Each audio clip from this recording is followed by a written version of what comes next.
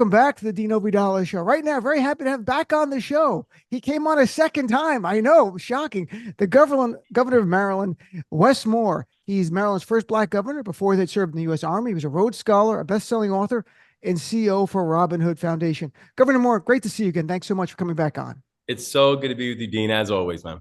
So let me ask you, by the way, I have to ask you, because we're doing this all blueprint on governing, but I saw that you would ask Ben and Jerry's to name an ice cream after you that you want to call We Want More flavor.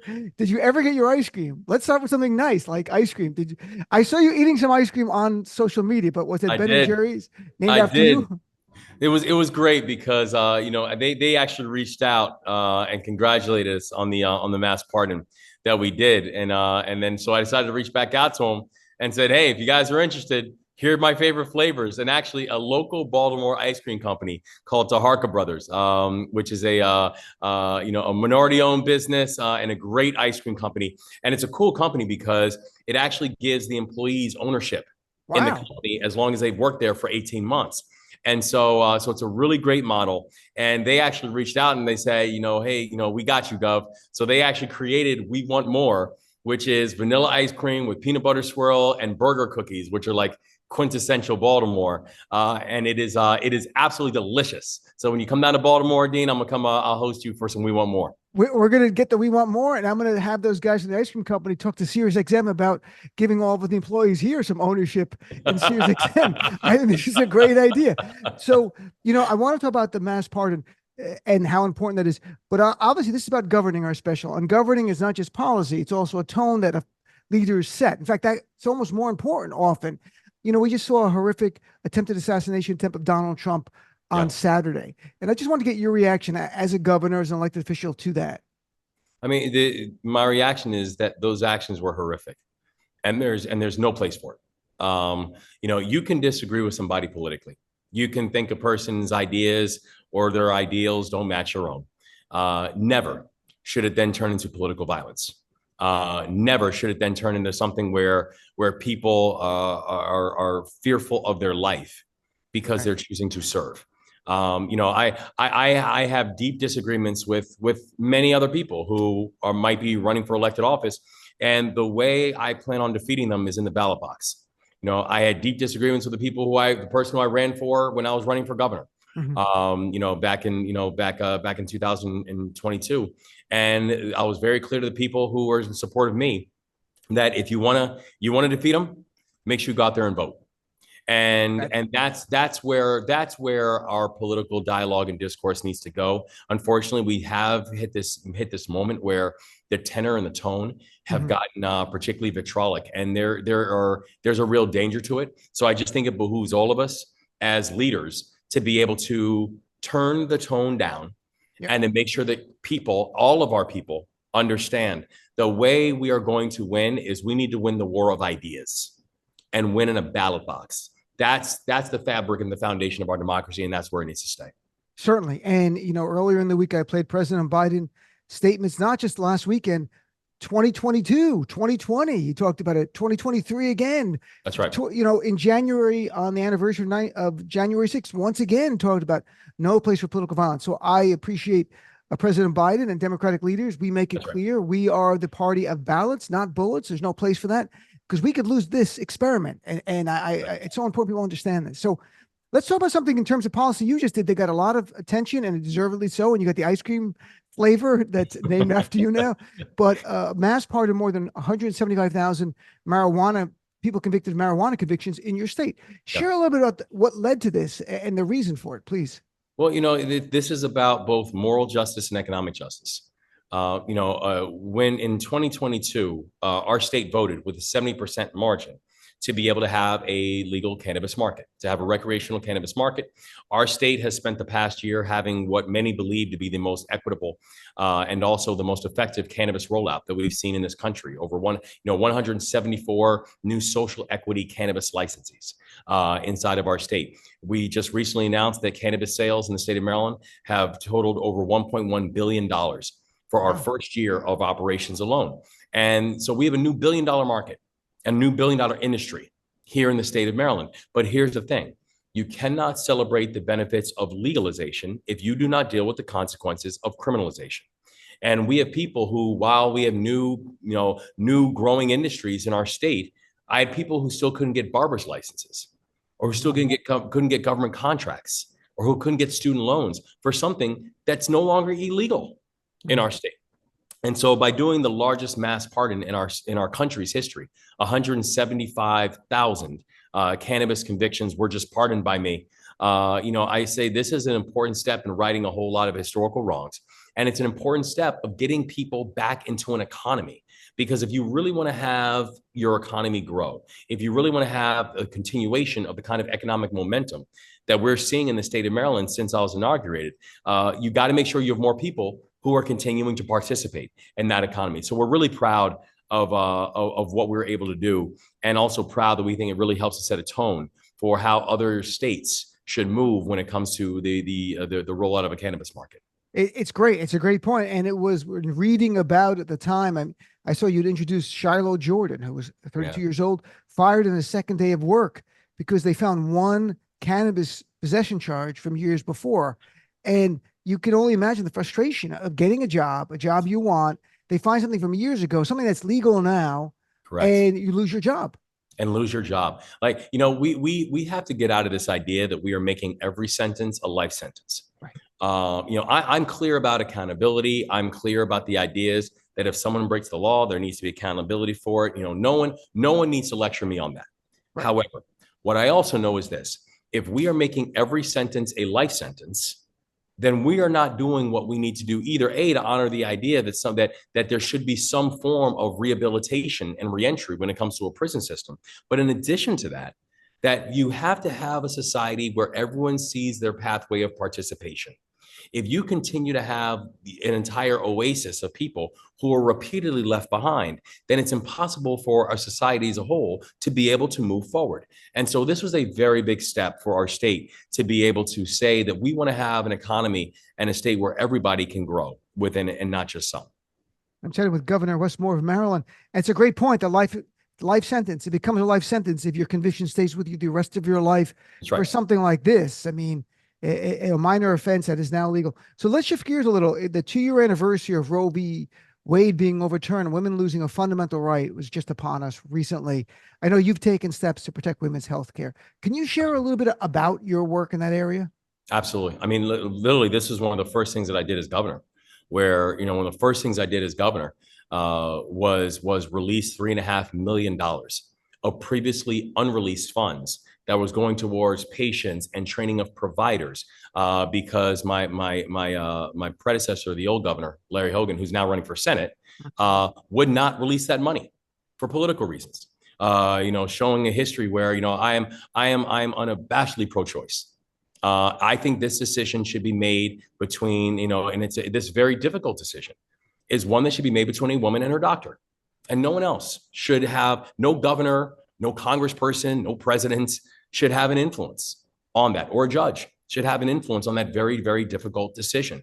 And so, we made, from literally my first day in office, we showed that we were going to take a different type of direction than the way that the old governor, who's currently running for Senate, was taking on this issue, and saying that we were going to be a state where we were going to protect reproductive health and reproductive rights. And in fact, in addition to passing legislation in my first year that focused on things like privacy and protections for both patients and providers, abortion rights are actually going to be on the ballot in the state of Maryland in November this year to put it in our state's constitution.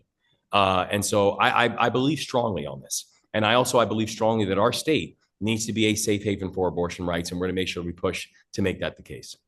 It's vitally important.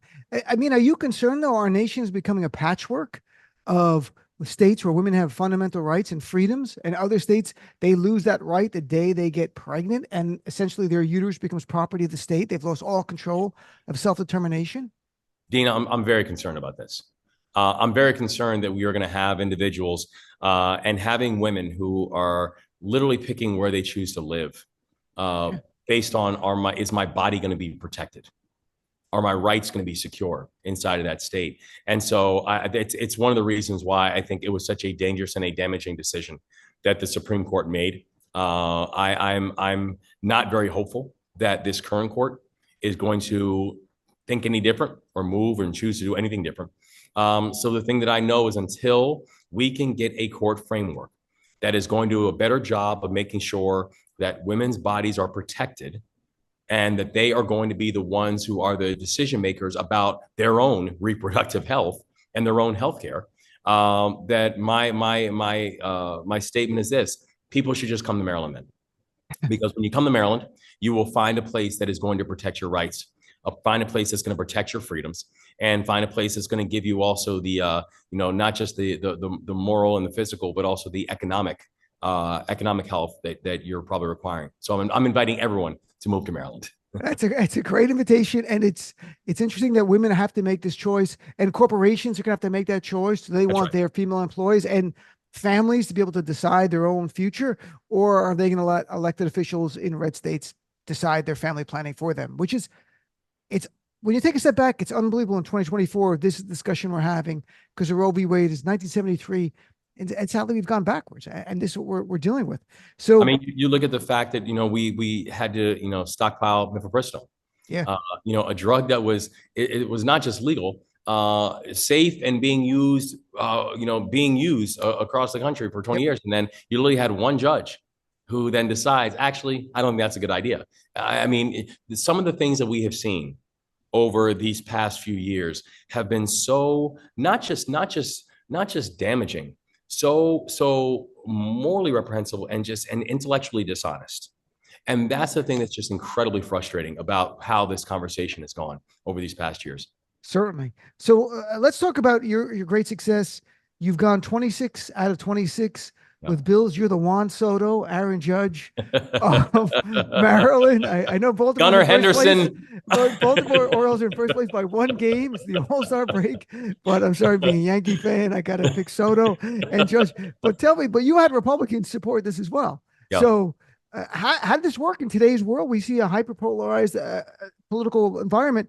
But you and President Biden has had some success as well in this field, in this area. Yeah, I mean, we're really proud because the record that we've been able to have going 26 for 26 and 26 bipartisan, right, with both Democrat and Republican support is pretty unprecedented in this country right now. And I think it's something that we've prided ourselves on, that we don't do the game. I don't come from a political background. I don't come from a political family. My background is I was an Army officer, and then I ran a business, and then I ran one of the largest poverty fighting organizations in this country. And the thing that I remember learning when I was a soldier, the one question I never once asked my soldiers when I was leading them in combat was, "What's your political party?" Right. Never came up, and it doesn't come up when it comes to the issues that we are pushing. When we are going into Western Maryland or the Eastern Shore, when we're speaking with lawmakers who might be Democrats or might be Republicans, I don't change my talking points. I don't change what I say. I don't change the data points that I use. I use the same data points because I believe deeply that we can win on the merits of the argument. We can win on the data that we're presenting as to why we're pushing on certain items. And the thing that we have shown is that is true. So whether I'm going and speaking to Republicans and explaining why raising a minimum wage is an important thing, because even in red areas, gone should be the days when you have someone who's working a job, in some cases multiple jobs, and still living at or below a poverty line because it's disincentivizing work. Or whether I'm going into, into Democratic areas and explaining why we need to do a better job of reducing regulatory red tape and have a more efficient permitting process for our small businesses and be able to invite corporations into our state. I don't change my talking points. Right. That the reason that we are focusing on areas of work, wages, and wealth, the reason we're focusing on ideas and aspects of being able to push out greater levels of freedom is because I believe we will win on the merits. And so I think that people are paying attention to the pretty special work that's taking place now in the state of Maryland. And they're paying attention to the fact that we're getting a lot of stuff done in a bipartisan fashion.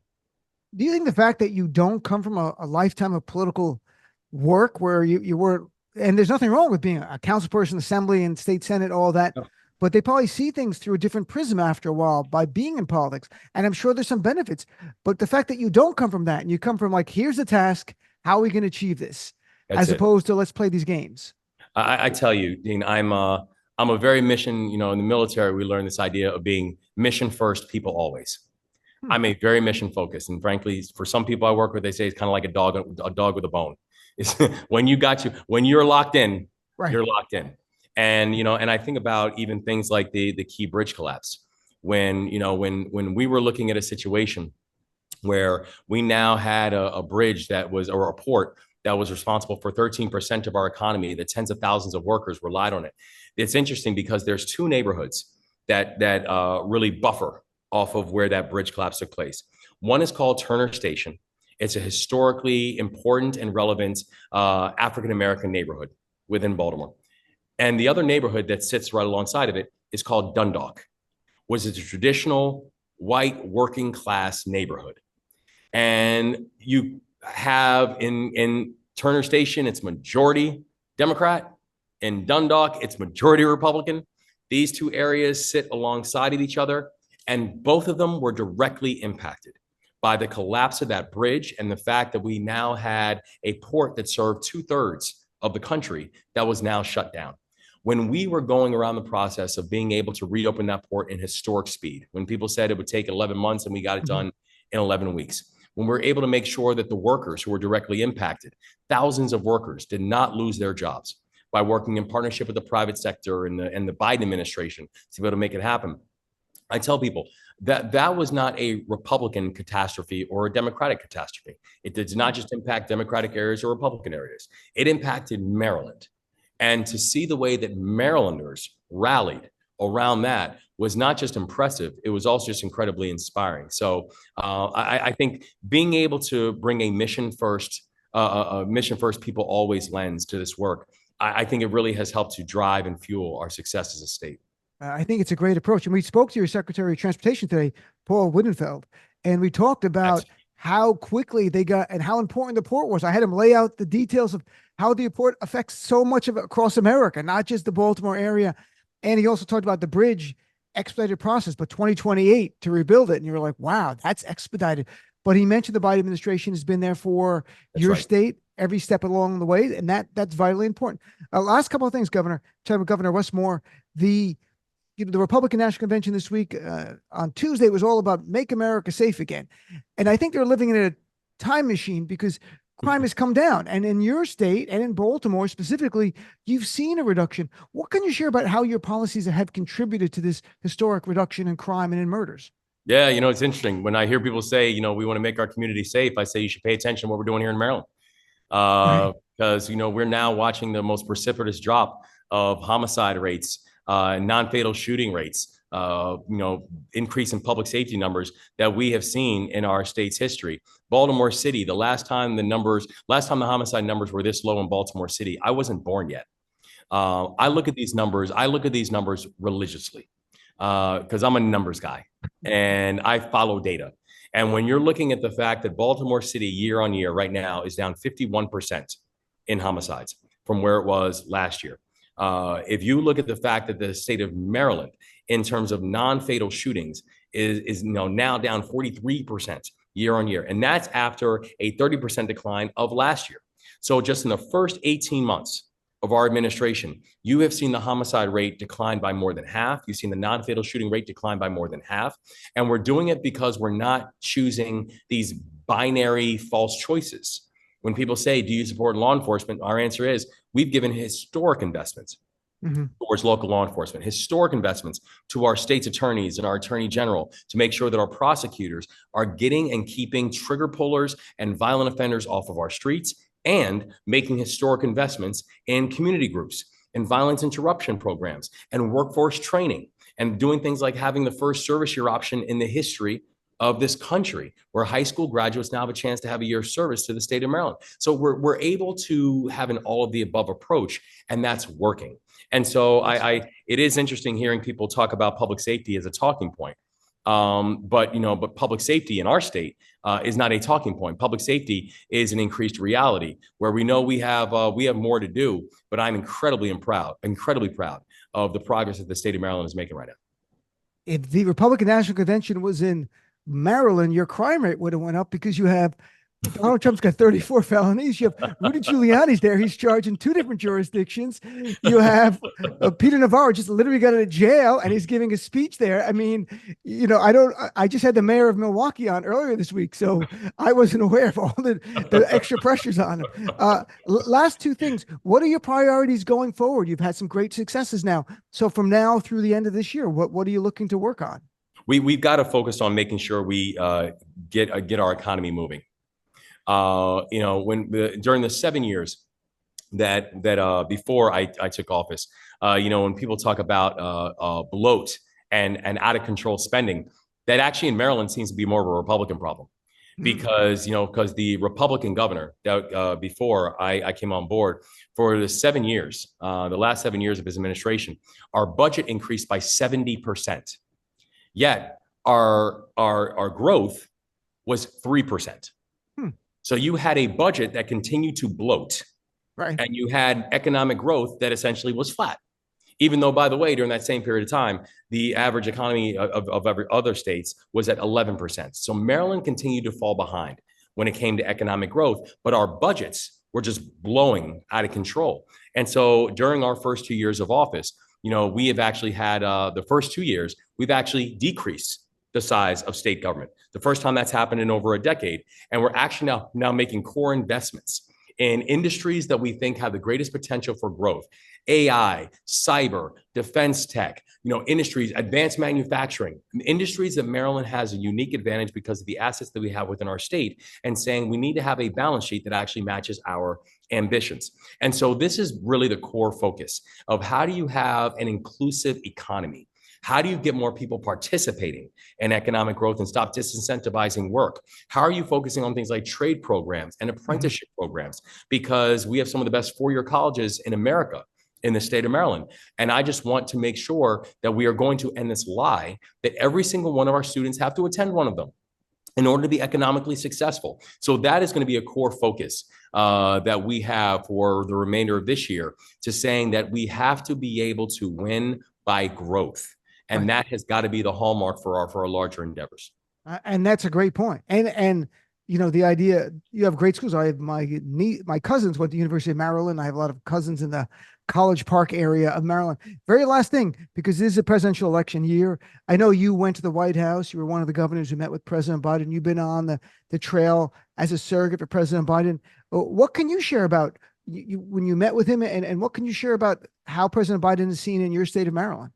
Yeah, I can tell you the president. I'm a big believer that results don't lie. Right.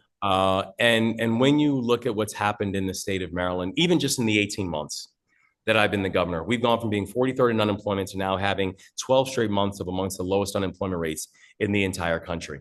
We've been able to have where we were 47th in economic momentum. Since becoming the governor 18 months ago, we've now jumped 20 slots in economic momentum, making one of the faster moving economies that we have inside this country. The thing that I tell people is this, though: that doesn't happen by accident. And it doesn't happen alone.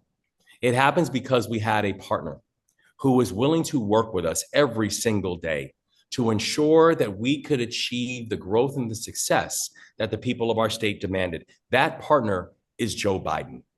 That partner is the Biden-Harris administration. And so, I'm not just supportive of President Biden. I'm all in on supporting President Biden. And it's not because I'm afraid of the alternative. I know the alternative. All of us know the alternative. But my excitement for supporting President Biden is not because I'm afraid of the alternative. I look at the past 18 months and say, look at what we've gotten done in 18 months. Imagine if you give me another 4 years. That's why I'm excited to be able to support the president. And that's why I believe that if we really dig in and we really decide that we're going to focus on the policies and not the personalities, that President Biden will be successful in November as well.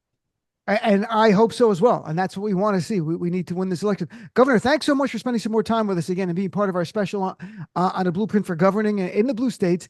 And I wish you the best, even more success in the future, even more ice cream flavors named after you. The Yankees winning the pennant. Okay. Oh, you had me until that last one. Sorry. No, but hopefully we'll chat again. It was great chatting with the governor. Great talking to you, Dean. Have a great day.